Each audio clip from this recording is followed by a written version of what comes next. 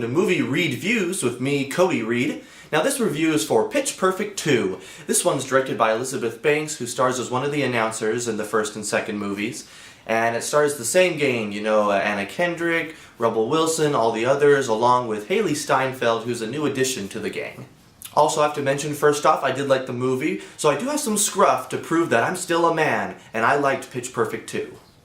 Now this movie continues from the first one, like a few years later, where the Barden Bellas had become big, this big a cappella group, and they've made it big, and they're singing for like the president and other things, until a weird accident, kind of like the first one, happens, and it causes them to become suspended from their school, but they could still compete in this like worldwide a cappella tournament, and that's what this movie focuses on, is them in this tournament against these other groups, like this German team, Das Sound Machine.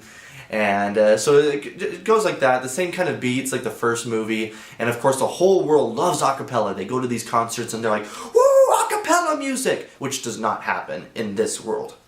Now in this one, I don't feel that we got to know as many of the characters. There were like a new character or two, and you don't really get to see some of those not as popular characters as much from the Barden Bellas, because this movie mostly focuses on the main two people, Fat Amy and of course Becca, along with the addition of Emily, who's played by Haley Steinfeld. And so you have the three girls who this movie really focuses on. Becca, for instance, is starting an internship with this music production company, and it's a cool story, but it doesn't get really explored that much. And then as far as Fat Amy, she still has a lot of humor in the movie. She's really that comic relief, and she actually has more parts in the movie. I think they wanted to up her laugh factor. And she also has like a little bit of a relationship still with Bumper that you get to see. And as for Haley Steinfeld as Emily, she basically is the stand-in for Becca. Becca was the new girl in that movie for the first one, but now Emily's the new girl trying to join the Barden Bellas and then seeing what they're all about and trying to develop her own voice. And so you have like the main two, Fat Amy and Becca, that the movie focuses on, and then you have Emily, which was a nice addition, but nothing special, but you do get to see a little flirting between her and Benji from the first movie. Yeah, as far as the troublemakers, you don't really get to see much of them. You get to see a little bit of Benji, a little bit of Bumper, not really that much of Jesse, which I was disappointed with because he was the big star in the first one. And so you don't really get to see much of them, but there are a lot of cool guest stars through the movie. They introduce some of these other groups, like I mentioned, Das Sound Machine, and then some of these other groups. One of the groups in this little club that they have, where they were all competing against each other, one of the teams is like a surprise team. I don't want to spoil it, but I thought it was hilarious. So yeah, some really cool guest stars. I also felt that there was more music in this one. Like, it just seemed like there was more songs going on, and you get to hear more music in the movie, so I thought that was cool.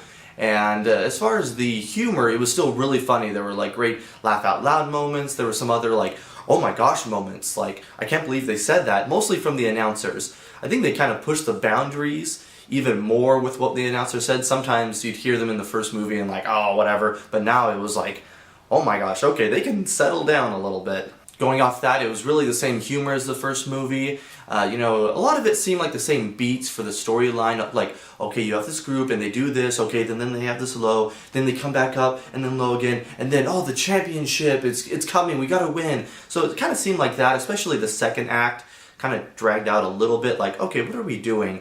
But the humor was still there. I mean, so if you're on the fence, go see this if you liked Pitch Perfect. That's all I could say. You don't really have to see the first one to see this one. But I think it'll help you appreciate it more, maybe enjoy it more if you see the first and then kind of get that humor. And then, if you want to go see this, Pitch Perfect fans will love it. So yeah, I'll give it a generous 3.5 out of 5 stars. It was still funny, a lot of the main characters were great, and it was actually a pretty good comedy sequel. Just some of the lesser characters were okay, they didn't really get explored much. There wasn't the troublemakers in the movie again, which I really loved them.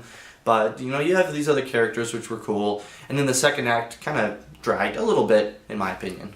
Are you going to go see Pitch Perfect 2 this weekend, or are you going to go see Mad Max Fury Road? 2 different kind of movies, same weekend, so yeah, let me know in the comments below, what you're planning on seeing, if you're planning on seeing this movie, and make sure to subscribe for my reviews, because they're awesome, and I'm awesome, and you're awesome. Lastly, send me some emails at moviereedviews@gmail.com. Thanks so much for watching this Movie Reedview.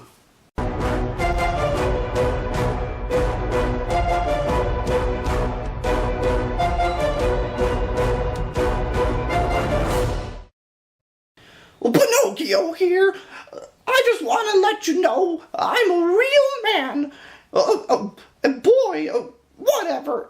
I give Pitch Perfect 2 3 out of 5 lies.